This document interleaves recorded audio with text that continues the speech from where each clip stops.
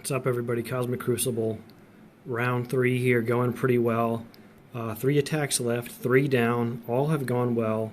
They were kind of the old standard, so I'll just show them. I didn't bother to record, but what it was, Eternals with mixed with New Warriors against this Secret Defenders team, I think they are. That's not really standard. You don't see that team actually. So maybe I shouldn't call it standard, but anyway, it was a simple attack. This is old news here, Masters of Evil against Gamma, massive punch down, easy win. And then my Darkhold with Quicksilver against a unlimited X-Men team, which is another thing you don't see often these days. This opponent had a rather light defense compared to what I've been facing in recent weeks. But what's left is going to be a lot more interesting. Maybe we'll start with this, P.E.G.A.S.U.S. A lot of people don't know what to use against P.E.G.A.S.U.S. I've found a great counter in this team right here. Tangled Web with Dormammu and then part of the Undying team. And we're going to see this. It should work quite well. I'm going to go in and you dodge a lot of the P.E.G.A.S.U.S. offense because of Weaver's charges and her dodge mechanic. And they have a lot of avoidable attacks, and so you'll just be dodging a ton of offense, and stunning out the right members of the team is going to get you an easy win in most cases. This works for me quite well. I'll probably put, well, let's just go, he's a Raider, so we'll go against there. Let's see if we get any vulnerables. We do. I think I will stun.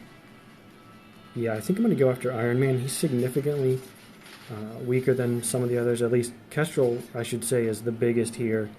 And that's who I'm going to be concerned with last. The others, I think, will go down significantly more easily. Let's just spread. I'm controlling Rescue so she doesn't buff everybody up.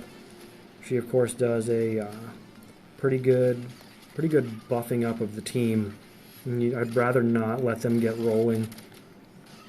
Also going to ability block Darkhawk. Don't want him to slow us down.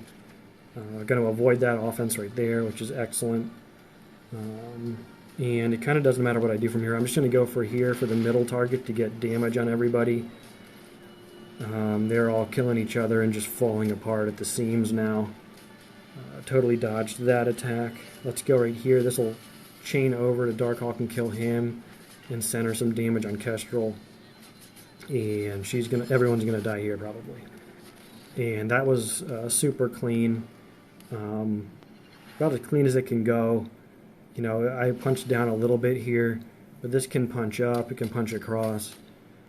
It's a very good counter for P.E.G.A.S.U.S. It just totally controls them, and they don't even get going. So that has been my go-to for as long as people have been putting P.E.G.A.S.U.S. on defense, which is like 2-3 months now. And it has never failed me. All right, Bifrost. What to do against them? They are a giant pain in the ass in the raid room. A lot of people are kind of bringing that defense back from before. Because there was a raid room in one of the previous seasons, and they were a pain there, a bigger pain. Now there's more counters known and other raid teams which can take them out and also capitalize on the rules there being applied in room 2. You can use Death Seed, I think, in a punch across or a punch down. But why take the risk? If you need to punch up, you can use APOC Death Seed. I don't need to in this particular case. I'm punching way down, actually. But I'm just doing this because I can. I'm not going to need my APOC elsewhere, so I'm going to come in here and just wipe the floor with these guys. And the key attack is to ability block Sylvie with Magneto on turn 1. And you kind of take it from there. Once that happens, you're much more likely to win.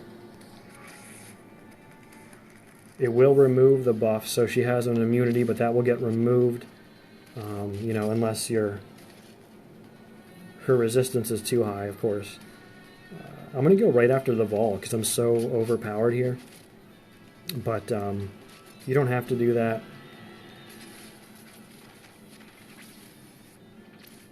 And we get to one-shot somebody. It's going to be Beta Ray Bill because he's taunting now.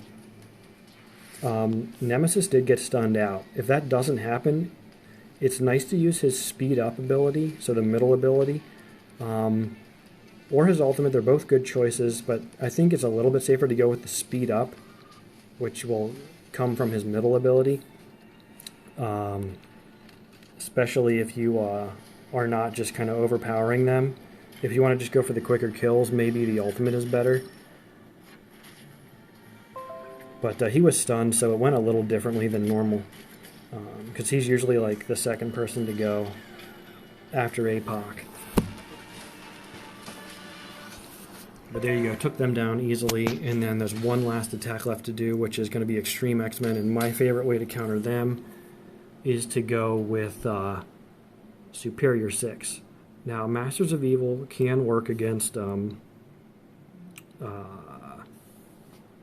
Xtreme X-Men, but if they're in room number 1 and Forge is a Raider, you'll have some more trouble, and Masters of Evil isn't really a safe counter against them because Raiders in this room essentially cannot be ability blocked because they just clear ability block on turn.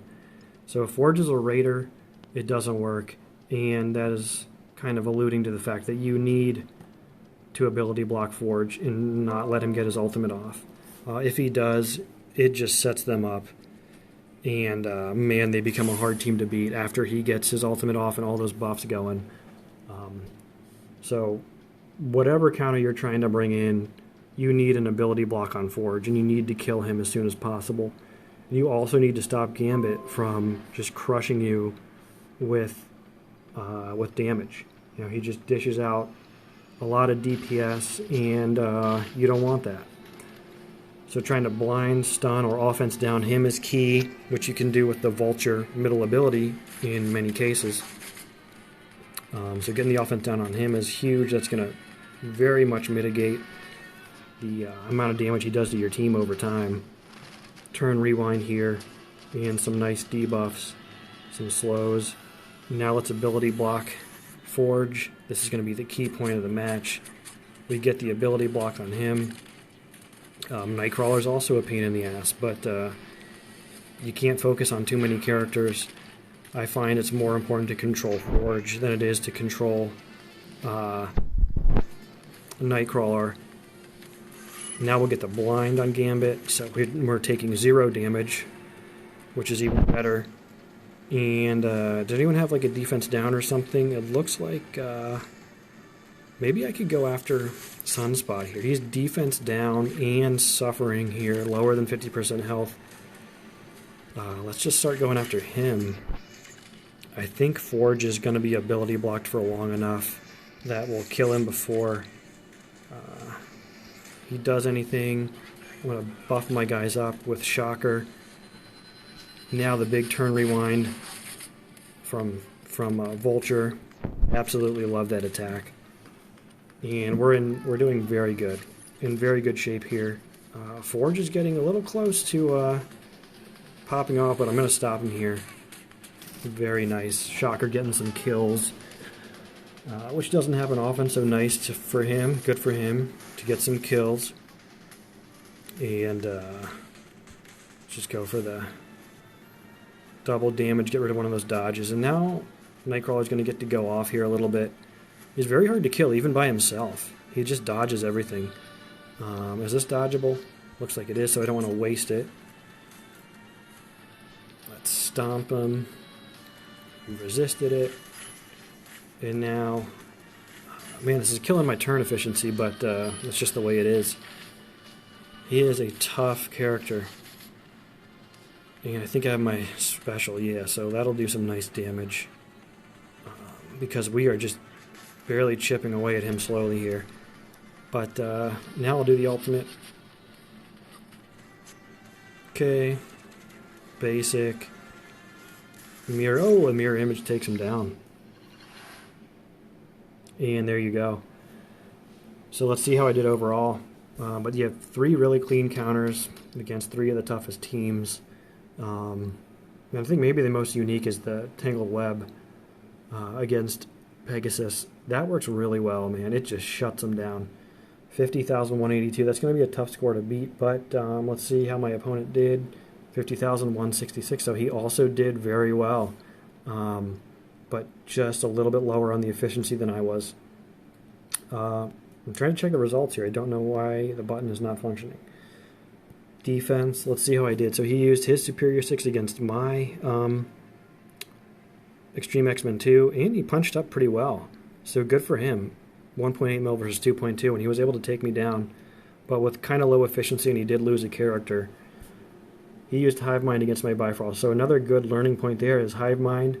Also, of course, a raid team can take advantage of the Room 2 rules, and took out my Bifrost there in basically a straight-up punch across. Very close power. He used Out of Time against my Infinity Watch. Cabal.